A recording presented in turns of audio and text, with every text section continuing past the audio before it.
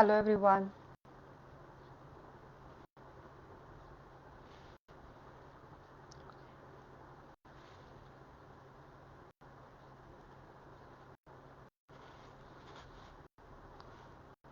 Hello hello everyone. आपण लवकर start करूयात. माझ्याकडून उशीर झाला, थोडा glitch होता माझ्या साईडने.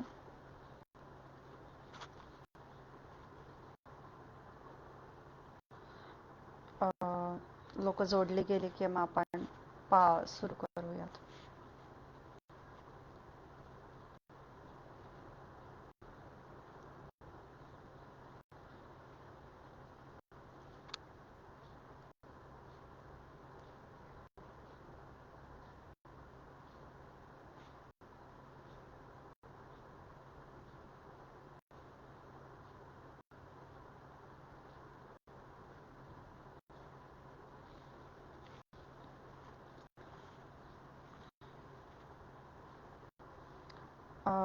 आजच्या लाईव्हचा उद्देश हा आहे, the objective behind this live is discussing about menstrual health and adolescence, like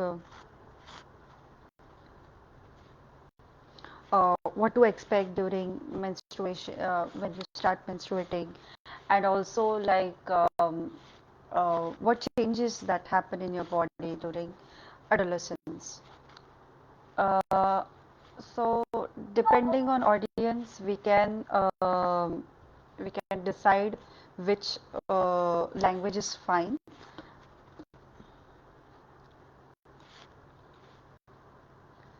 uh, जे पण लोक जॉईन झालेत, people who are listening, if you could just type in comments from where you are joining, um, so that will be great.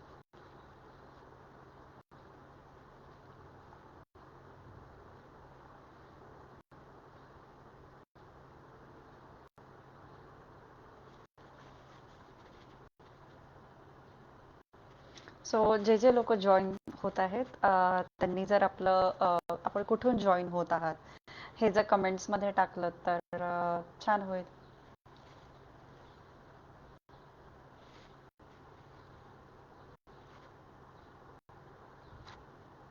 Hello Vaishnavi ma'am.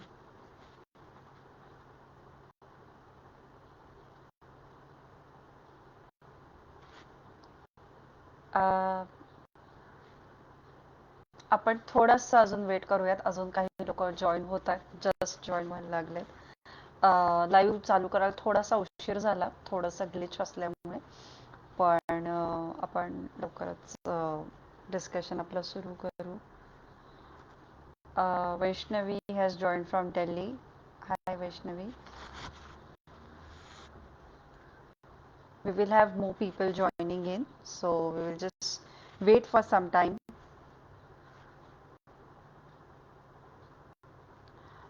Till then, the viewers who are listening, who are watching this, uh, you can put in comments from where you are joining.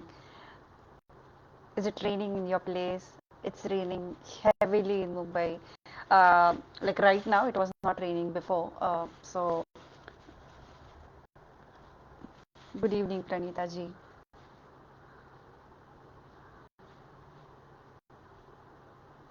Okay, okay, Pranita ji.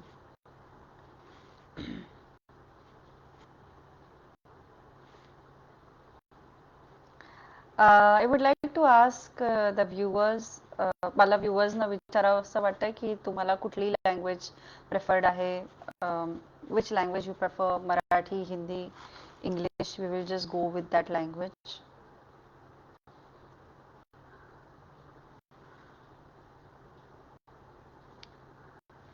Hello Sameer ji, hello Snehal ma'am.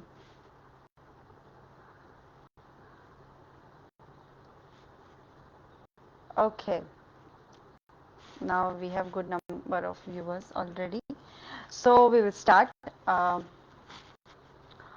I just would like to ask, like, what language is preferred, if you could put it in comments. कुठली language preferred आहे, मी त्यानुसार टाकेन. Marathi, okay.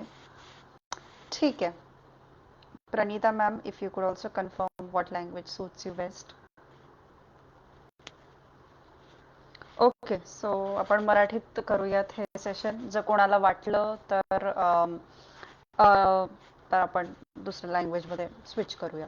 ठीक आहे. So माझं नाव राजसी कुलकर्णी दिवाकर आहे. मी मुंबईत राहते आणि गेले काही वर्ष मी छत्तीसगड, महाराष्ट्र आणि देशातल्या वेगवेगळ्या भागांमध्ये मासिक पाळी आणि आरोग्य आणि या विषयावर सेशन्स घेते.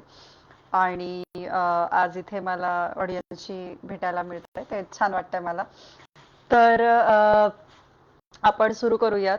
तर ॲडोलेसन्स किंवा पौगंडावस्था याच्याबद्दल आपण विचार करतो त्यावेळेला अशी मुलं आपल्या डोळ्यासमोर येतात जी साधारण 6वी 7वीतली मुलं मुली आहेत जे शाळेत जात आहेत आणि अचानक मुलींमध्ये आपल्याला अशी त्यांची उंची वाढते असं लक्षात येतं आपल्याला. वेगळेपणा थोडा त्यांच्या दिसण्या बोलण्यात दिसून येतो. तर बरेच असे बदल घडत असतात. पौगंडावस्था ही म्हणजे त्या मुलाला किंवा मुलीला आपण ना लहान मूल म्हणू शकतो ना अडल्ट म्हणू शकतो, असं ही मधली अवस्था आहे. आणि ती तितकीच कन्फ्युजिंग पेरेंट्ससाठी पण आहे आणि लहान आणि मुलांसाठी पण आहे. तो त्याच्यामध्ये एकतर पौगंडावस्था म्हटलं की त्याच्यामध्ये मग खूप वेगवेगळ्या गोष्टी येतात. ते म्हणजे की शरीरात वेगवेगळे बदल घडत असतात. लोकांना आपली आयडेंटिटी लक्षात येते. आपली एक आयडेंटिटी फॉर्म व्हायला लागते त्या त्या काळामध्ये. म्हणजे मला काय व्हायचं आहे पुढे जाऊन, मला कशा प्रकारचं माझं आयुष्य जगायचं आहे, याची थोडी थोडी ओळख आपल्याला त्या वयामध्ये व्हायला लागते. आणि एक खूप मोठी गोष्ट घडत असते ते म्हणजे की आपल्या म्हणजे फक्त शारीरिक आणि मानसिक विकास होत नाहीत, आपल्या बुद्धीचा पण त्या काळात खूपच जोरात विकास होत असतो. हा जो पुढचा भाग आहे याला प्री फ्रंटल कॉर्टेक्स म्हणतात. हा तोपर्यंत डेव्हलप झालेला नसतो. साधारण हा 13व्या 14व्या वर्षीपासून तो जो त्याचं डेव्हलपमेंट सुरू होतं. तर तोपर्यंत त्या वयापर्यंत मुलांचं जगाला बघण्याचा दृष्टिकोन वेगळा असतो. ते स्वतःचा विचार स्वतंत्रपणे करू शकतात. ते खूप क्रिएटिव्ह होऊ शकतात आणि खूप म्हणजे त्याच्यानंतर एक लॉजिकल आणि हे वेगवेगळं त्यांच्यामध्ये बदल होतात. तर अशा पद्धतीने मेंदूचा खूप विकास होतो आणि त्याच्यामुळे मुलांची स्वतःची निर्णय क्षमता आणि हे वाढते. आणि अशामध्ये आई वडिलांवर एक किंवा टीचर्सला असं खूप पटकन मुलं असं फटकारू शकतात किंवा असं म्हणू शकतात, नाही मी विचार करू शकते, मला माहिती आहे हे, मला असं असं ते बऱ्यापैकी होतं. मग आपल्याला वाटतं की अरे मुलं अरेरावी करतायत किंवा मुलांना शिंग फुटली आहेत, आपल्याकडे मराठीत खूप पटकन म्हणतात. तर शिंग फुटणं म्हणजे बेसिकली स्वतःचा विचार करू शकणं आणि ही खूप चांगली गोष्ट आहे एका अर्थाने. म्हणजे याचा अर्थ बुद्धीचा विकास चांगल्या दिशेने होत आहे. पण यासोबत खूप सारे चॅलेंजेस येतात.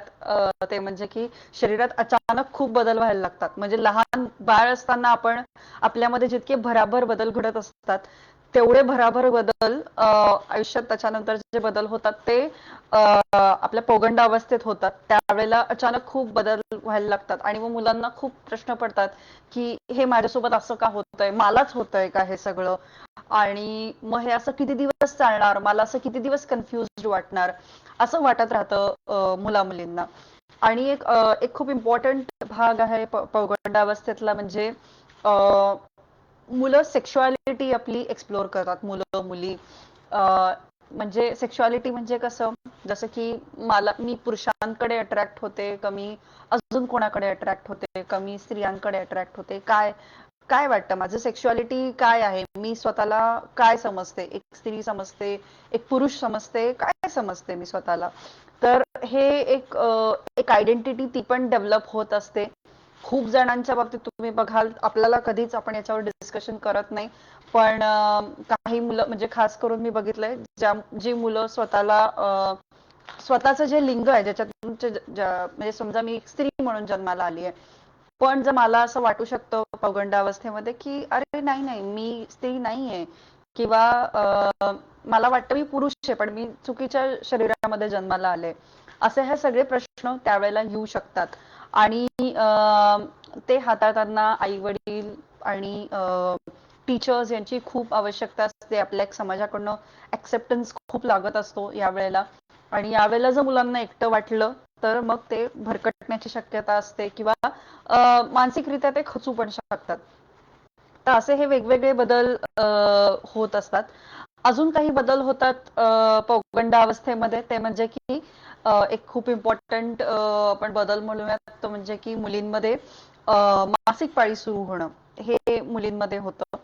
आणि मासिक पाळी सोबत मग खूप वेगवेगळे चॅलेंजेस सुरू होतात. ते म्हणजे की कोणतं प्रोडक्ट वापरायचं, काय वापरायचं, आणि मुली 100 प्रश्न विचारतात की हे काय आहे, मला का होतंय. मग त्याची खूप उत्तरं आई वडिलांना आणि सगळ्यांना द्यावी लागतात. तर आपण ते सगळंच डिस्कस करूयात. पण त्याच्या आधी आपण बघूयात की छोटे छोटे आधी काय बदल होतात पौगंड अवस्थेमध्ये, आणि मग आपण डिटेलमध्ये एक एक आपण बघूयात पुढे जाऊन. तर जसं मी म्हटलं की पौगंड अवस्था जितकी कन्फ्युजिंग आहे तितकीच खूप अशी सतरंगी आहे. म्हणजे मुला मुलींना इतक्या वेगवेगळ्या गोष्टी समजतात त्या काळामध्ये स्वतःबद्दल, जगाबद्दल, आणि ते खूप इंटरेस्टिंग तो असा काळ असतो. पण तो तितकाच महत्वाचा असतो. जसं मी आधी पण म्हणाले, जर त्यावेळेला योग्य मार्गदर्शन मुला मुलींना मिळालं नाही तर भरकटण्याची खूप शक्यता असते आणि मग त्यांना स्वतःला सावरण्यासाठी खूप प्रयत्न करावे लागतात. आपण थोडक्यात समजून घेऊयात की स्त्री आणि पुरुषांच्या मुली आणि मुलांमध्ये नेमके काय बदल होतात. ओके. तर अशी खूप सारी सुंदर पुस्तकं आपल्या बाजारात उपलब्ध आहेत. आपण लाल पुस्तिका, निळी पुस्तिका असं जर तुम्ही सर्च केलं तर Amazonवर आहे. अजून पण वेगवेगळ्या ठिकाणी उपलब्ध आहे. हे आपण आई वडील किंवा एक शिक्षिका, शिक्षक आपण ही पुस्तकं वाचून मुलांशी चर्चा करू शकतो. मेन्स्ट्रुपीडिया आहे ज्याच्यामध्ये मासिक पाळीबद्दल खूप सुंदर वर्णन केलेलं आहे आणि ते कसं मॅनेज पण करायचं. स्प्रेडिंग युअर विंग्स, खूप खूप पुस्तकं आहेत. आपण सर्च कराल तर आपल्याला खूप छान छान पुस्तकं सापडतील. आपण थोडंसं समजून घेऊयात की स्त्री आणि पुरुषांमध्ये काय बदल होतात. तर आपण आधी पुरुषांमध्ये बघूयात. तर पुरुषांमध्ये हे जे बदल होतात आपण एक एक बघूयात. छोटी असतात मुलं सुरुवातीला, एक एक त्यांच्यामध्ये आधी उंचीची वाढ सुरू होते. उंचीच्या वाढीसोबत जननेंद्रियांमध्ये पण बदल होतो, ते पण परिपक्व होत जातात. लिंगा आपले जे जननेंद्रिय त्यांच्या आकारामध्ये फरक पडतो.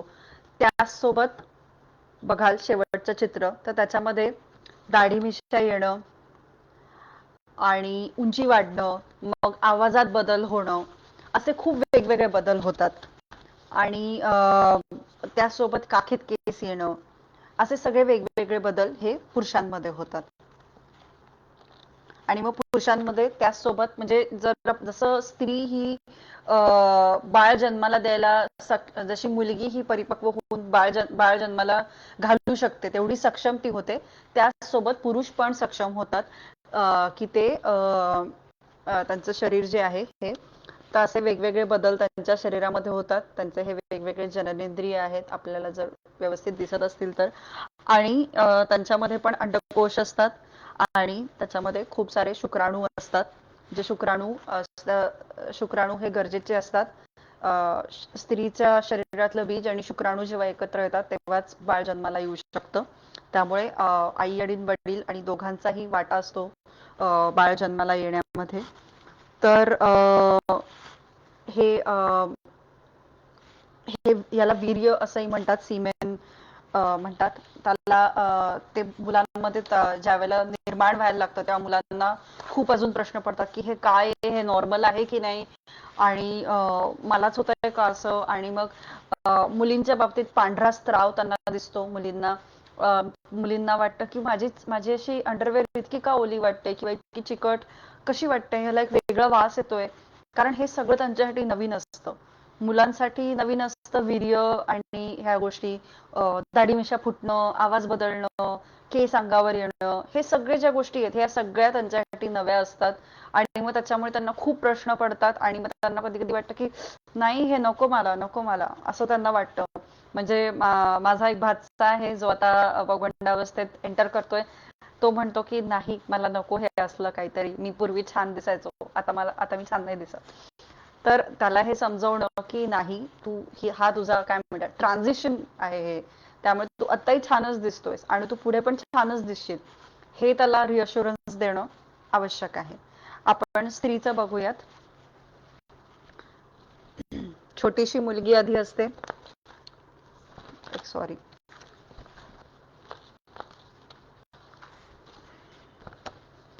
छोटी मुलगी पासनं म्हणजे अगदी बाळ असल्यापासून आपण बघतो, मुलगी आधी बाळ असते, हळूहळू मोठी होत जाते. मुलींमध्ये पण सर्वात आधी उंची वाढणं हा एक दिसून येतो. उंची वाढणं, मग त्यासोबत स्तनांमध्ये फरक दिसणं, काखेत केस येणं, आपल्या काय म्हणतात प्रायव्हेट पार्ट्सवर केस येणं, हे सुरू होतं. आणि तिच्या शरीरामध्ये जे आहे, तिच्या पण शरीर जे आहे कमरेत बदल होतो. कमरेचा साईज बदलायला लागतो. स्तनांचा तर बदलतोच, पण कमरेचा पण बदलतो, कारण बाळ तिथे म्हणजे तिथे मावलं पाहिजे ना बाळ, तर त्यासाठी त्याला जागा राहिली पाहिजे. तर अशी उंची वाढत जाते, मोठी होत जाते. सो ऍक्च्युली हा व्हिडिओ थोडा वियर्ड दिसते, मी जरा प्रयत्न करते. आय होप आता नीट दिसत असेल. तर अगदी छोट्या मुलीपासून ते आपल्या एक बाई होईपर्यंत, एक स्त्री होईपर्यंत असा बराच मोठा प्रवास असतो स्त्रीसाठी. आणि मग त्याच्यामध्ये आपण त्याच्यातले जरा डिटेलमध्ये स्त्रीचं बघूया. स्त्रीच्या बाबतीत मी म्हटलं तसं मासिक पाळी सुरू होते. पण अजून पण काही बदल होतात तिच्या शरीरामध्ये. फक्त मासिक पाळी नाही, तर मुलींना विचित्र वाटतं की माझी कंबर विचित्र दिसते, मला मुर्म येणं, मुर्म तर दोन्ही स्त्री पुरुष दोघांनाही येतात. असं सगळं वेगवेगळे बदल होत असतात. ते मुलींना पण ऑकवर्ड वाटतात आणि मग ताई मी पॅड म्हणजे पॅड आणायला जाणं आणि अशा गोष्टी मग त्यांना लाजायला वाटतं त्या बाबतीत. तर मला आठवतं माझी एक मैत्रीण, जेव्हा आम्ही जस्ट कॉलेजला आता म्हणजे जायला लागणार होतो, 11वी-12वीत जायला लागणार होतो, तर पौगंडावस्था खरं तर संपत येते तोपर्यंत 16व्या वर्षी, 15-16 वर्षाचे होतो आम्ही. तर त्यावेळेला मात्र त्यावेळेला मग तिला असं वाटायला लागलं माझी कंबर ना काहीतरी विचित्र दिसते, मला नाही आवडत, माझं पोट माझं सगळं अंग असं सपाट किती छान दिसायचं, हे काय आहे असं तिला वाटायचं. तर म्हणजे मी म्हणेन आम्ही खूप लकी होतो, सायन्स घेतलं होतं आम्ही. तर त्यावेळेला आमचे सर जे होते ते खूपच छान होते आणि त्या सरांनी आम्हाला समजून सांगितलं हे कसं किती नॉर्मल आहे, पिरियड्स येणं, आपल्या शरीरात असे बदल होणं. 12वीच्या सिलेबसमध्ये हे सगळं आहेच कारण. तर त्याच्यामध्ये मग त्यांनी आम्हाला इतकं डिटेलमध्ये समजवलं आणि म्हणजे त्यावेळेला मग ते असं एकदम लक्षात आलं की अरे ही किती इंटरेस्टिंग गोष्ट आहे आणि आपण याचा किती मोठा बाऊ करतो. आणि मासिक पाळी म्हटलं की आपल्याकडे आपल्या समोर खूप सारे हे येतात, काय म्हणतात बंधनं घातली जातात स्त्रियांवर, मुलींवर, की इकडे जाऊ नको, हे करू नको, ते करू नको, असे खूप आपल्याकडे ते चूक आहे का बरोबर आहे याच्यामध्ये मी नाही जाणार. मी असं म्हणेन की जर ते तुमच्यासाठी फायद्याचं असेल तर कंटिन्यू करा, जर ते तुमच्यासाठी फायद्याचं नाहीये नका करू. म्हणजे एक मुलगी अशी असते जिला पोटात खूप दुखतं, ती म्हणते की मला सुट्टी पाहिजे 1-2 दिवसाची. आणि एक मुलगी अशी असते की जिला पोटात अजिबात दुखत नाही, तिला काहीच वाटत नाही, ते 4 दिवस किंवा 3 दिवस जेव्हा पण पाळी येते तिला इतर दिवसांसारखेच नॉर्मल वाटतात, तर ती निवांत फिरते, खेळते, सगळं करते. तर एक जे सोल्युशन आहे ते सगळ्यांना लागू होईल असं काही नाहीये. एक जो नियम आपण म्हणतोय की हे अशाच पद्धतीने झालं पाहिजे, किचन मध्ये नाही गेलं पाहिजे, देवघरात नाही गेलं पाहिजे, हे नाही, ते नाही, ते नाही, नाही नाही नाहीची यादी आपली खूप मोठी असते. तर म्हणजे मी असं नाही म्हणणार की ते करावं किंवा नाही करू नये, हा वैयक्तिक प्रश्न आहे. पण मी म्हणेन की ते सायंटिफिक आहे का ह्याचा तुम्ही आधी विचार करा आणि ते तुमच्यासाठी फायद्याचं आहे का तुम्हाला त्याच्यामुळे असं कोंडल्यासारखं वाटतं, तुम्हाला नकोसं वाटतं, हा विचार करा. तर काही मुली म्हणतात की आम्हाला खूप जाच वाटतो, आम्हाला तर खेळायचं असतं. मुली काय, मोठ्या बायका सुद्धा, कित्येक बायकांना असं वाटतं की करायच्या कितीतरी गोष्टी आहेत, पण मासिक पाळी चालू आहे त्यामुळे लग्नात गेलोय तर लग्नाचा आनंद घेता येत नाही, कुठेतरी कोणाकडे तरी कार्यक्रम आहे त्या कार्यक्रमाला जाता नाही आलं कारण पाळी आहे. मग अशा वेळेला ती पुढे ढकलायसाठी गोळ्या घेतल्या जातात. एक सांगू इच्छिते की त्या गोळ्यांचा त्या क्षणी फायदा मिळतो आपल्याला की आपली पाळी पुढे ढकलली जाते, पण त्याच्यानंतर आपल्याला त्याचा तोटा खूप जास्त होतो. आपल्या शरीरावर त्याचे बऱ्यापैकी परिणाम होतात. म्हणजे जर सारखे सारखे आपण घेत राहिलो तर कधीतरी घेणं इट्स ओके, पण जर आपण परत परत ती पुढे ढकलत आलो, म्हणजे आता या महिन्यात काय, तर माझ्या घरी सत्यनारायणाची पूजा आहे, पुढच्या वेळेस परत गोळी घेतली का, तर माझ्याकडे लग्न आहे, परत त्याच्या पुढच्या वेळेस घेतली का, तर मला ट्रिपला जायचंय, असं आपण करत आपलं त्याचं जे नॉर्मल सायकल आहे, आपलं जे नॉर्मल हे आहे, त्याच्यामध्ये आपण खंड पाडतो असं गोळ्या घेतल्यामुळे. त्यामुळे ह्या गोळ्या घेताना आधी आपण डॉक्टरशी बोलावं.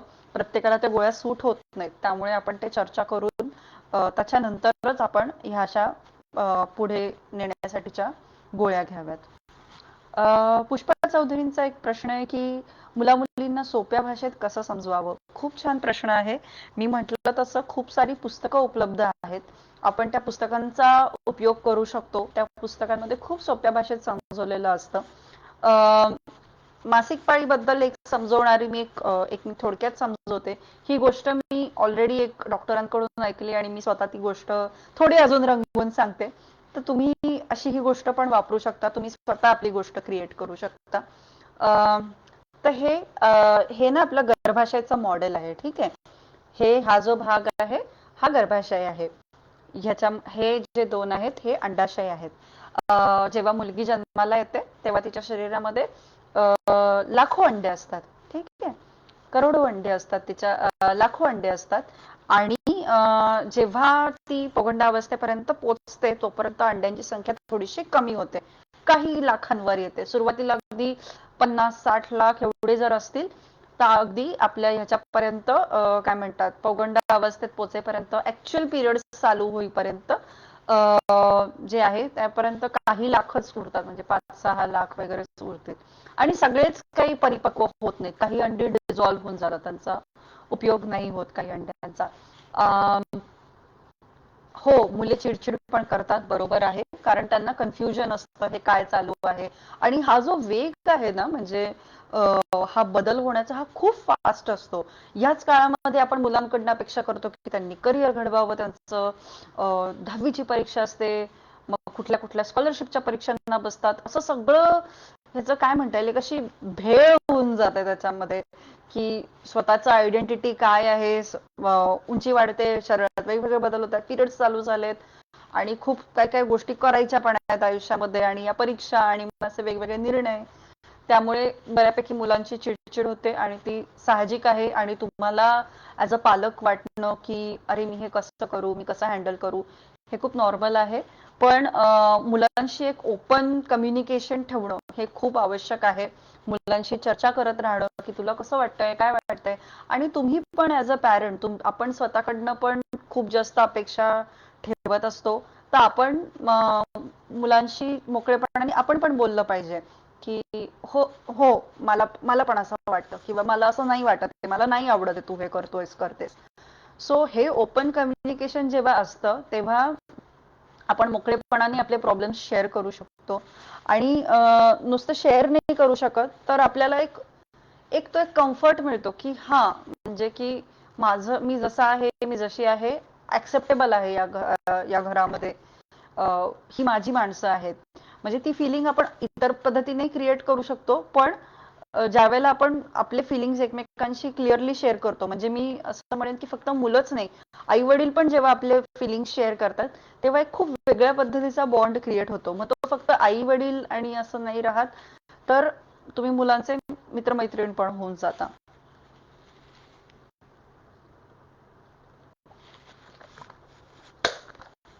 आपण मासिक पाळीबद्दल डिटेलमध्ये समजून घेऊयात. आपण सुरू केलं होतं की हा गर्भाशय आहे, ज्याच्यामध्ये 9 महिन्यापर्यंत बाळ मोठं होतं.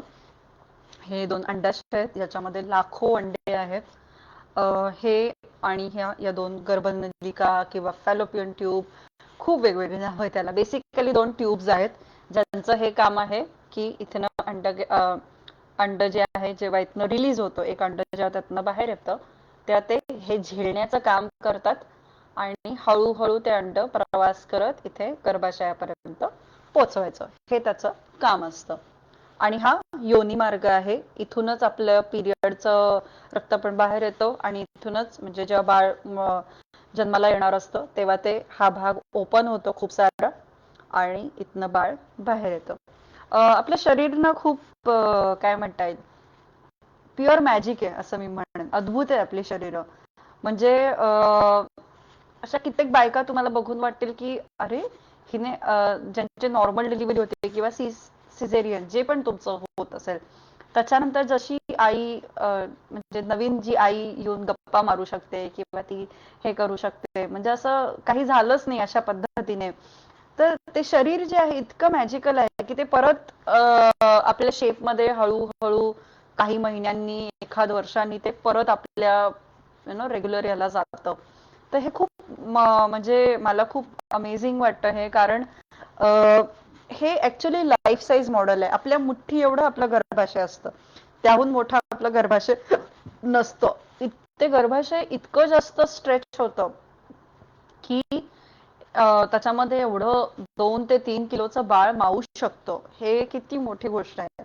आणि ते एक प्रकारे वरदानच आहे असं म्हणायला हरकत नाहीये. मुलींची चिडचिड होते पण, कारण पाळी येते सारखी सारखी आणि मग त्या पाळीमुळे त्यांना काय काय करता येत नाही किंवा त्या पाळीमुळे त्यांना कंटाळा येतो, असं सगळं होतं. तर त्रास होत असतो ओटीपोटामध्ये. तर आपण आधी समजून घेत की पाळी येणं म्हणजे काय. आणि कदाचित हे जर तुम्ही ऐकलं तर कदाचित थोडासा तुमचं जे तुम्हाला वाटतंय ह्याच्याबद्दल पाळीबद्दल ते जरा वेगळं वाटेल. बघा तुम्ही ऐकून, तर हे गर्भाशय आहे आणि ह्या गर्भाशय जे आहे हे एक आपलं घर आहे, पहिलं घर आहे आपलं. ठीक आहे. आणि म्हणजे आपण फिजिकल फिजिकल घरात 4 भिंतीच्या घरामध्ये यायच्या आधी आपण या घरात येतो, हे आपल्या आईच्या पोटामध्ये. आणि ह्याच्यामध्ये आपण 9 महिने मोठे होतो. तुम्ही विचार करा, आपण आपल्या घरात आपलं जे ज्या राहतं आपलं घर असतं, आपल्या घरात गादी असते, मग उशा असतात, मग खायला प्यायला गोष्टी असतात, असं सगळं असतं आपल्याकडे. मगच आपण त्या घराला घर म्हणू शकतो, बरोबर? तसंच सेम या घराचं असतं. तर ते कसं होतं ते मी थोडं समजवते. तर हे जे गर्भाशय आहे याच्यामध्ये दर महिन्याला त्या बाळ ज्या वेळेला म्हणजे बाळ तयार होण्यासाठी आतमध्ये, त्याच्यासाठी छान मऊ गाद्या, उश्या, खाणेपिणं या सगळ्याची तयारी इथे केली जाते. ठीक आहे. एक मऊ गादी आतमध्ये तयार होते ज्याच्यामध्ये रक्तपेशी आणि अशा खूप वेगवेगळ्या बाळासाठी पोषक अशा गोष्टींची एक गादी तयार होते. ठीक आहे. ही गादी दर महिन्याला तयार होते शरीरामध्ये. आणि पाहुण्याची अपेक्षा असते शरीराला की अरे पाहुणा येणार आहे, आपण त्याच्यासाठी तयारी केलीच पाहिजे. दर महिन्याला ते तयारी करतं. पण प्रेग्नन्सीचा जो रेट असतो, तुम्ही कधी प्रेग्नंट होऊ शकाल हे खूप वेगवेगळं वेरी करतं. आणि लहान मुलीमध्ये प्रेग्नन्सीची शक्यता म्हणजे जोपर्यंत त्या स्वतःहून सेक्शुअली ऍक्टिव्ह होत नाही तोपर्यंत प्रेग्नन्सीची शक्यता तर नसतेच. त्यामुळे ते जे अंडे असतात ती परिपक्व दर महिन्याला एक एक अंड परिपक्व होतं. तुम्ही लग्न केलेलं असेल नसेल, तुम्ही बाळाचा विचार करताय नाही करताय काहीच नाही, ते अंड तरी पण परिपक्व होत राहणार आणि ते दर महिन्याला बाळासाठी तयारी करणार. तर इथे कधी या अंडाशयातून कधी या अंडाशयातून असं एक अंड परिपक्व होतं. एक अंड इथनं निघालं समजा, ते परिपक्व झालेलं आहे आणि मग ते हळूहळू अंड नलिकेतनं प्रवास करून करून इथे येऊन तयार झालंय. ठीक आहे. वाट बघताय ते पुरुषाच्या शुक्राणूचं, पण पुरुषाचा शुक्राणू तर काही आलाच नाही. मग आता काय, आता त्याच्यासाठी तर एवढी सगळी तयारी केली होती. तो पुरुषाचा शुक्राणू जर आला असता तर हे अंड आणि ते मिळून बाळाचं निर्मिती झाली असती, पण तसं नाहीच घडलं. ते घडण्याची शक्यता खूप कमी असते आणि ठराविक दिवसांनाच असते. आपण ते अजून डिटेलमध्ये समजूयात म्हणजे काय मी काय म्हणते ते. पण ते तर काही दर महिन्याला शक्यच नाहीये. मग ती सगळी जी तयारी आहे त्याच्यासाठीचा जे सगळा थाटमाट केलेला होता आपल्या गर्भाशयाने, मग त्याचं करायचं काय. वाट पाहिली पाहिली पाहिली, खूप दिवस वाट पाहिली. 1 महिन्यापेक्षा जास्त नाही वाट पाहू शकत. मग ते जे सगळं तयारी आहे ते तयारी आणि ते अंड हे जे आहे त्याचे छोटे छोटे तुकडे होतात. आणि ते जी तयारी म्हणजे ती मऊ गादी, आपल्या गर्भाशयाला काहीच नाही होत, फक्त त्या मऊ गादीला आणि त्या अंड जे आहे त्याचे खूप बारीक बारीक तुकडे होतात आणि आपल्या शरीरातनं योनी मार्गाद्वारे ते बाहेर निघतात. ही जी क्रिया आहे की ते योनी मार्गाच्या वाटे बाहेर पडतात, ही जे होतं ह्याला आपली पाळी येणं किंवा पिरियड्स येणं असं म्हणतात. असं खूप सरळ सोपं हे कॅल्क्युलेशन आहे, पण आपण त्याला खूप मोठा बागलबुवा केलाय की ते कसं इम्प्युअरच आहे, ते कसं घाणच आहे हे रक्त. पण बघा, विचार करा, पाहुण्यासाठी इतकं छान तयारी जर आपलं शरीर करत असेल दर महिन्याला, ते रक्त घाण कसं असेल? बघा बरं, विचार करून बघा. ते रक्त तर सर्वात स्वच्छ असलं पाहिजे, नाही? बरोबर आहे की नाही? विचार करा आणि सांगा मला, तुम्हाला हे बरोबर वाटतंय का चुकीचं वाटतंय? तर अ, असं हे असं हे रक्त जे आहे हे आपल्या योनी मार्ग वाटे बाहेर निघतं. आपल्याला खाली तिथे 3 वेगवेगळी छिद्र असतात. एक असतं जिथनं आपण युरिनला जातो, दुसरं असतं ते म्हणजे हे योनी मार्ग, आणि तिसरं असतं जिथनं आपण 2 नंबर करतो. असे 3 वेगवेगळी छिद्र असतात आणि ह्या 3 छिद्रांचा तसा एकमेकांशी ते खूप जवळ जवळ असतात, पण तरी पण ती वेगवेगळी आहेत. 3 वेगवेगळ्या नलिका आहेत त्याच्यासाठी. ठीक आहे. तर एक खूप छोटीशी गोष्ट जी लक्षात ठेवायची आपण, ती म्हणजे की आपण नेहमी स्वतःला योनी मार्गाकडून मागे आपल्या ढुंगणाकडे असं स्वच्छ केलं पाहिजे. मागून पुढे नाही केलं पाहिजे, पुढून मागच्या बाजूला केलं पाहिजे. का? तर आपलं जे मलद्वार असतं ते ते आपण ज्याला आपला मागचा भाग जेव्हा स्वच्छ करत असतो, तेव्हा तिथले जंतू जर आपण मागून पुढच्या बाजूला स्वतःला स्वच्छ केलं, तर तिथले जे जंतू असतात, कारण आपल्या शरीरात थोडं काही हानिकारक पदार्थ, हानिकारक म्हणजे आपल्या शरीरात नको असलेले बेसिकली ते पदार्थ आपल्या मलद्वारा वाटे बाहेर पडत असतात. तर ते बाहेर पडत असतात. त्यामुळे आपण तिथनं जे स्वच्छता करतो ती नेहमी पुढून मागच्या बाजूला, मागून पुढच्या बाजूला नाही करत. कारण मग तिथनं जे जे काही बाहेर पडतंय ते जर त्यातले थोडे काही अंश जर आपल्या योनी मार्गामध्ये किंवा आपल्या मूत्रमार्गामध्ये गेले, तर ते एक धोक्याचं ठरू शकतं. आपल्याला काही इन्फेक्शन होण्याची शक्यता असते. त्यामुळे लहान मुलींना, बायकांना, सगळ्यांनाच हे सांगण्याची आवश्यकता आहे की आपण स्वतःला नेमकं कोणत्या दिशेने स्वच्छ करावं. तर असं हे स्वच्छतेबद्दल आहे. दुसरं म्हणजे की तिथे केस येतात, त्यामुळे मुलींना त्याचं एक चिडचिड होते, नको वाटतं. तर मुलं मुली दोघांसाठीही हे लागू होतं की तुम्ही कात्री स्वच्छ गरम पाण्याने धुवून ती कात्री जी आहे थंड झाल्यावर ती त्याने आपण केस कापू शकतो, तिथले ट्रिम करू शकतो. 100% काढून टाकल्याने काही लोकांना म्हणजे रेझर वगैरे वापरतात काही लोक, काही लोकांना सूट होतं, काही लोकांना नाही सूट होत, काही लोकांना त्याच्यामुळे फोड येतात. तर इन्फेक्शनचा चान्स वाढतो जर आपण 100% तिथले केस काढून टाकले तर. आणि त्या केसांचं काम तेच असतं की तिथे इन्फेक्शन डायरेक्ट स्किन पर्यंत पोहोचू नये म्हणून. तर त्यामुळे ती एक काळजी घ्यावी. काही काही मुली खूप अघोरी प्रकार पण वापरतात, राख आणि खूप काय काय. तर म्हणजे ते आपल्यासाठीच हानिकारक ठरू शकतं. तर हे झालं म्हणजे तिथल्या स्वच्छतेबद्दल. मासिक पाळीच्या दरम्यान कशी स्वच्छता ठेवायची, ते एक म्हणजे कुठलंही तुम्ही प्रोडक्ट वापरा, पॅड वापरा, टॅम्पॉन वापरा, कापड वापरा, कुठलंही वापरा. आपले हात स्वच्छ असणं खूप आवश्यक आहे ज्या वेळेला आपण आपलं प्रोडक्ट चेंज करतोय त्यावेळेला. आणि त्याच्यामुळे मग ते प्रोडक्ट जर आपण म्हणजे ते प्रोडक्ट आणि स्वच्छ असलं पाहिजे, आपण ते बघणं खूप आवश्यक आहे.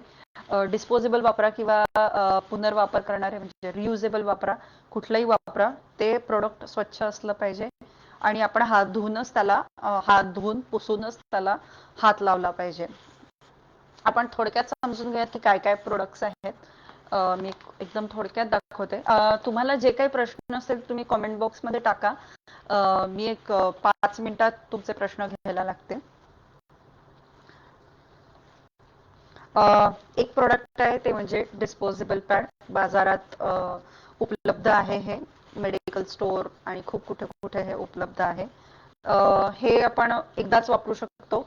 हे आपण काय म्हणतात, डिस्पोज, आपण याला व्यवस्थित फोल्ड करायचं, कागदात रॅप करायचं आणि कागदात रॅप करून त्याच्यावर लाल हे लावायचं, लाल स्केच पेननी जर त्याच्यावर लाल डॉट बनवला आपण, तर जे आपले कचरा वेचणारे जे आपले आहेत, ताई दादा आहेत, त्यांना कळेल की हे ह्याच्यामध्ये मेन्स्ट्रुअल वेस्ट आहे आणि ह्याला आपण डायरेक्ट हाताने उचललं नाही पाहिजे. ते काय करतात, आपण सगळा कचरा मिक्स करून देतो, मग ते सगळ्या एक एक पिशव्या उघडून बघतात की आतमध्ये काय आहे. जर त्यांना रेड डॉट पाहिला तर त्यांना आधीच कळून जाईल की याच्यामध्ये आपले पॅड आहेत वगैरे. तर आपले डायपर पॅड हे आपण टाकताना नेहमीच हे व्यवस्थित रॅप करून त्या पिशवीवर जर रेड डॉट लावला तर हे त्यांच्यासाठी फायद्याचं ठरतं आणि ते इतरांसोबत मिक्स होत नाही, त्यामुळे दुर्गंधी पण तेवढी पसरत नाही. तर हे डिस्पोज कापड. पण दुसरं एक आहे ते म्हणजे की हे जे पॅड्स आहेत हे डिस्पोजेबल आहेत, म्हणजे आपण एकदाच वापरू शकतो, हे धुवून परत वापरू शकत नाही आपण.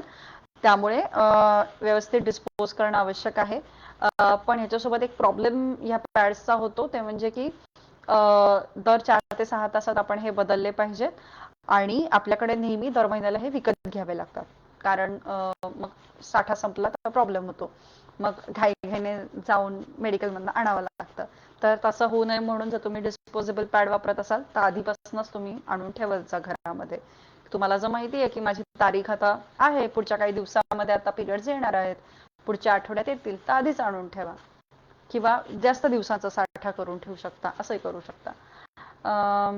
दुसरं म्हणजे की डिस्पोजेबल पॅड्स जे आहेत, मी याला डिस्पोजेबल मुद्दाहून हा शब्द वापरते कारण आपण यांना फेकून देतो, ह्याच्यामध्ये प्लास्टिकचं प्रमाण खूप जास्त असतं. त्याच्यामुळे हे आपण एकदा फेकून देतो तर त्याचं विघटन होत नाही. त्याच्यामध्ये प्लास्टिकचं प्रमाण जास्त असल्यामुळे ते बरीच वर्ष, 100-200 जास्त पण एवढे वर्ष आरामात जिथे पण तुम्ही फेकले असाल ते तिथेच राहतील, त्याला काहीच होणार नाही. फार फार तर बारीक तुकडे होतील, बाकी काहीच नाही. इतकी वर्ष ते तिथेच राहील. त्यामुळे जर आपण पुनर्वापर करणाऱ्या गोष्टींचा म्हणजे जर जसं की कापडी पॅड आहे, कापड आहे, मेन्स्ट्रुअल कप आहे, याचा जर विचार करण्यास इच्छुक असाल तर खूप छान गोष्ट आहे. मी तुम्हाला अजून काही सजेशन्स देऊ शकेन जर की काय वापरू शकता. हे दुसरं प्रोडक्ट आहे ते म्हणजे की टॅम्पॉन. टॅम्पॉन हा योनी मार्गात वापरतात. याला एक धागा असतो, हे आता पॅक्ड आहे म्हणून मी तुम्हाला दाखवत नाहीये. याला एक धागा असतो, त्या धाग्याने ते नंतर ओढून बाहेर काढावं लागतं. तर ह्याच्याने पोहणं वगैरे सोपं होतं टॅम्पॉनने. आणि टॅम्पॉन पण पॅड सारखेच असतात, डिस्पोजेबल, एकदा वापरून परत फेकून द्यावे लागतात.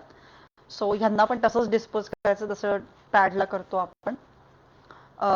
आणि थोडंसं म्हणजे डिस्पोजेबलच्या बाबतीत एक असतं की प्लास्टिक कंटेंट एक आहे आणि दुसरं म्हणजे की आपल्या शरीराला पण काही अंशी त्यांनी त्रास होऊ शकतो, जसं की रॅशेसचा काही लोकांना त्रास होतो. त्यामुळे ती काळजी आपण घेतली पाहिजे की आपल्याला काय काय सूट होतंय काय नाही होत ते आपण लक्ष ठेवलं पाहिजे. त्यात वास असतात, वेगवेगळे फ्रॅग्रन्सेस असतात पॅडमध्ये, त्याचा पण काही लोकांना इरिटेशन होतो. मग कापड, कापडबद्दल आपण सगळे ऐकून माहिती आहे. आपल्या आजी आई खूप लोकांनी कापड वापरलेलं आहे. कापड वापरण्यात काही चूक नाहीये, पण कापड वापरताना एक लक्षात ठेवलं पाहिजे की ते पण दर 4 ते 6 तासात बदललं पाहिजे, कुठल्याही इतर प्रोडक्ट सारखं. आणि हे छान ऊन पडेल किंवा जिथे छान हवा लागेल अशा ठिकाणी वाळवलं पाहिजे आणि ते पूर्ण वाळल्यानंतरच वापरलं पाहिजे, कोरडं झाल्यावरच वापरलं पाहिजे, हे आपण लक्षात ठेवलं पाहिजे. त्यामुळे स्वच्छ झालेलं असल्यानंतरच आपण ते वापरायचं. नाही स्वच्छ नाही वाटत आहे, परत एकदा धुवून घ्यायचं. तर हे कापडाच्या बाबतीत झालं. आणि कापड तर घरातच असतं, फक्त ते सुती असावं हे लक्षात ठेवावं. ते जर सुती नसेल तर त्याचा पण परत त्रास होऊ शकतो. कापडी पॅड एक ऑप्शन आहे, मी तुम्हाला एक तर कापडी पॅड हे ऍक्च्युली पॅड सारखेच दिसतात, फक्त यांना असे विंग्स आहेत जसे आपल्या डिस्पोजेबलला असतात तसे, आणि त्याला बटन आहेत. आणि हे पॅन्टीत लावून आपण वापरू शकतो. मी स्वतः रियुजेबलच वापरते, मला डिस्पोजेबलने खूप रॅश येतात, त्यामुळे मी स्वतः कापडी पॅड वापरते.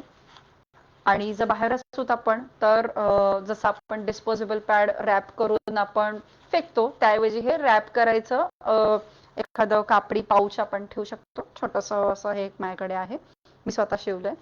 तर आपल्याकडे घरात अशा कितीतरी पिशव्या आणि पर्स असतात, ज्याच्यामध्ये आपण हे नंतर ठेवू शकतो आणि मग घरी येऊन ह्याला व्यवस्थित पाण्याने धुवू शकतो. तर जर तुम्ही कापडी पॅडचा विचार करत असाल तर तुमच्याकडे कमीत कमी 4 ते 6 तरी कापडी पॅड असले पाहिजेत, म्हणजे मग दरवेळेस तुमचं एक कोरडं झालेलं असतं तोपर्यंत. आणि एक अजून 2 ऑप्शन्स आहेत जे मी दाखवते. तोपर्यंत इतर कोणाला प्रश्न असतील तर प्लीज कमेंट बॉक्समध्ये टाईप करा. अजून एक आहे ते म्हणजे की पिरियड पॅन्टी. ह्या पॅन्टीला आतमध्ये असं मऊ असं लेअर आहे आणि लीक प्रूफ पण आहे ही. म्हणजे आता ही घालून आपण म्हणजे आपण डायरेक्टली हिला वापरू शकतो विदाउट एनी प्रोडक्ट. म्हणजे आयदर तुम्ही कुठलं तरी प्रोडक्ट घातलंय आणि मग ही घातली तरी पण चालतं, किंवा मग ही डायरेक्टली पण वापरू शकतो. याच्यामुळे लिकेज आणि हे सगळे जे काही लोकांना खूप लिकेजचा प्रॉब्लेम असतो त्यांच्यासाठी खूप फायद्याची ठरू शकते.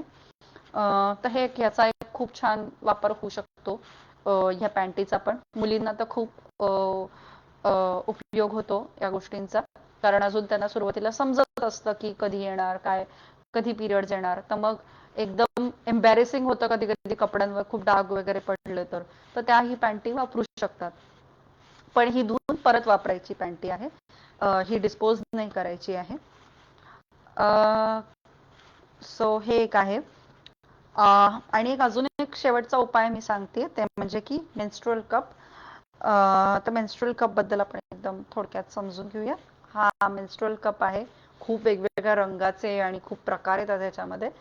तर मेन्स्ट्रुअल कप हे मेडिकल ग्रेड सिलिकॉन पासून बनलेले असतात, जे बेसिकली आपल्या शरीरात इम्प्लांट वगैरे करतात किंवा कॅथेटर आणि ह्याच्यामध्ये वापरतात, तशाच प्रकारचं वापरतात. हा पण योनी मार्गात वापरला जातो. आणि जसं टॅम्पॉन आपण पाहिलं की ते घालून आपण स्विमिंग करू शकतो आणि वेगवेगळ्या ऍक्टिव्हिटीज करू शकतो, तसंच ह्याच्यामध्ये पण शक्य आहे. तर मी तुम्हाला दाखवते. तर असा हा योनी मार्गामध्ये बसतो. हा फोल्ड करून असं फोल्ड केलं आपण ह्याला की आपण हा आपल्या योनी मार्गात घालू शकतो. आणि 6 तास 8 तासांनी, फार फार तर 8 तासांनी याला असं नंतर मग असं चिमटीत पकडून जे आहे हे त्याला असं बाहेर काढायचं. सो असे हे वेगवेगळे प्रोडक्ट्स आहेत. आणि रियुजेबल किंवा पुनर्वापर करायचे जे आहेत, यांचा फायदा हा आहे की आपल्या घरात म्हणजे आपण एकदा आणलं की ते आपल्याला खूप वर्ष वापरता येतात. जसं की कप आहे हा, तुम्ही एकदा विकत घेतला तर तुम्ही 7 8 वर्ष 10 वर्ष पण त्याला धुवून परत परत वापरू शकता. स्वच्छ पाण्याने मात्र धुवायचं त्याला दरवेळेला. कापडी पॅड किंवा ही पिरियड पॅन्टी जी आहे हे आपण 2 ते 3 वर्ष आरामात धुवून परत परत वापरू शकतो. पण प्रत्येकाचा स्त्राव वेगवेगळा असतो, त्यामुळे कदाचित कोणाला ते 2 ते 3 वर्ष टिकू शकतील, कोणाला 1च वर्ष चालू शकतील. सो ते खूपच पर्सनल गोष्ट आहे. तर असे हे काही पर्याय आहेत, आपण यांचा विचार करू शकतो. पण मी एक सांगू शकेन स्वतःच्या अनुभवातनं की रियुजेबल्सवर जेवढा खर्च होतो हा डिस्पोजेबलच्या मानाने कमीच वाटतो मला, कारण आपण हे धुवून परत परत वापरू शकतो.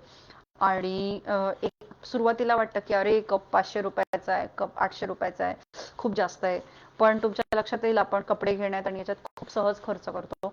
आणि डिस्पोजेबलशी आपण कम्पेअर केलं तर वर्षाच्या याच्यानुसार तर आपण नक्कीच याच्यावर डिस्पोजेबलवर जास्त खर्च करतो रियुजेबल पेक्षा. तर तुम्ही विचार करा तुम्हाला कुठलं प्रोडक्ट उत्तम वाटतं. तुम्ही तुमच्या मुलीला त्या सगळ्या प्रोडक्ट्सची माहिती द्या. आणि आणि मग तुम्ही ठरवू शकता तुमच्यासाठी कोणतं योग्य प्रोडक्ट आहे. एक प्रश्न आहे की कापडी पॅड कसं क्लीन करावं. खूप छान प्रश्न आहे. कापडी पॅड जे आहे आपलं हे पाण्यामध्ये थोड्या वेळासाठी भिजवून ठेवायचं, म्हणजे साधारण एक 20 ते 30 मिनिटं साधारणपणे. साधं थंड पाणी, गरम पाण्याची आवश्यकता नाहीये. गरम पाण्याने त्याचा रंग गडद होईल, डाग निघणार नाहीत. त्यामुळे थंड पाण्यात नॉर्मल आपल्या नळाच्या पाण्यामध्ये त्याला भिजत ठेवायचं थोड्या वेळासाठी. आणि ते भिजलं की त्यातलं रक्त सगळं निघून जातं आतलं. आणि मग ते रक्त एकदा निघून गेलं की छान साबण लावून स्वच्छ करायचं त्याला, जसं आपण आपले इतर कपडे धुतो तसं व्यवस्थित साबण लावायचं त्याला. आणि ब्रश नाही लावायचा त्याला, कारण ब्रशने ते फाटण्याची शक्यता आहे ब्रशमध्ये, कारण ह्याच्यावर जे कापड असतं ते खूप मुलायम असतं, मग त्याला गोळे वगैरे येऊ शकतात. आणि म्हणून मग त्याला ब्रश जास्त नाही लावायचा, नाहीच लावायचा ब्रश. आणि मग त्याला बाहेर उन्हामध्ये किंवा जर ऊन नसेल, आता पावसाळी दिवस असतील तर ऍटलिस्ट जिथे छान हवा खेळती राहील अशा ठिकाणी वाळत टाकावं. कापडी पॅड, कापड या दोन्हीसाठी हे सेम लागू होतं, की ते पॅड कोरडं व्हायला ते ते जे आहे ते प्रोडक्ट कोरडं असल्याशिवाय वापरायचं नाही. नाहीतर त्याच्यामुळे पण आपल्याला खाज येऊ शकते किंवा इतर काही त्रास होऊ शकतात. ओके, इतर कोणाला काही प्रश्न असतील तर विचारा. मला असं वाटतं की हे आजचं जे सेशन होतं हे तुम्हाला उपयोगी ठरावं ही मी आशा करते.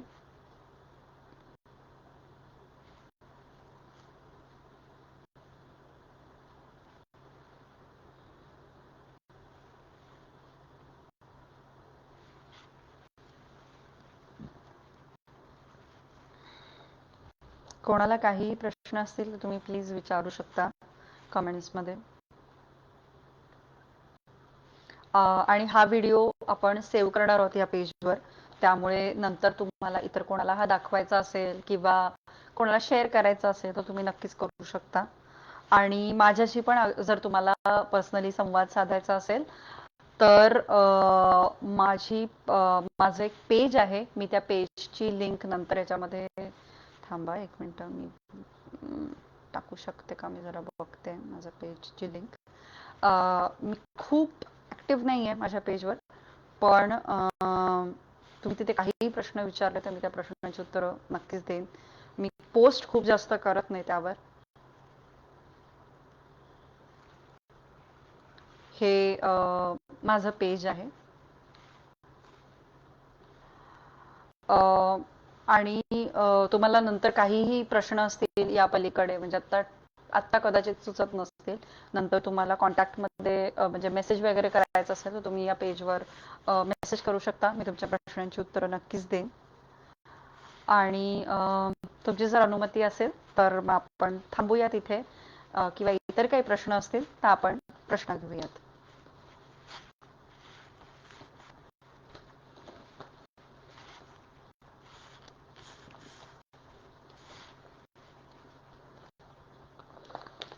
आणि मी जस्ट कमेंट्समध्ये जरा काही पुस्तकांची नावं टाकते. तुम्ही ती पुस्तकं रेफर करू शकता.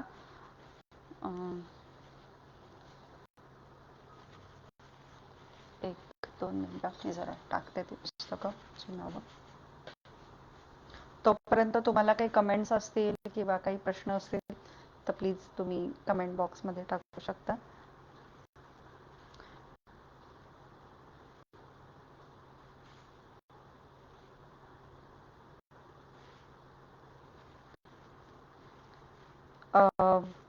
मी लिहिते आहे कमेंटमध्ये. निळी पुस्तिका, लाल पुस्तिका ह्या मराठीत आहेत, ज्याच्यामध्ये शरीरात होणारे बदल आणि याच्याबद्दल खूप डिटेलमध्ये माहिती दिलेली आहे. मग मेन्स्ट्रुपीडिया आहे. खूप वयात येताना असे खूप छान पुस्तकं आहेत आपल्याकडे मराठीत पण. मग काही मित्रमंडळी आहेत त्यांचं पण त्याच्याबद्दलचे पब्लिकेशन्स आहेत, तर ते पण तुम्ही बघू शकता.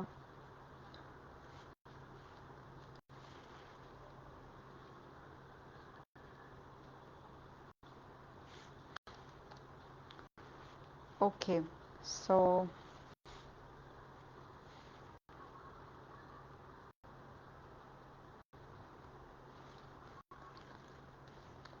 आय थिंक आपण इथे थांबवू शकतो.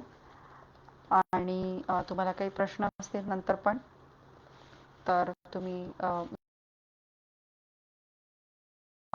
आणि काही अर्जंट असेल तर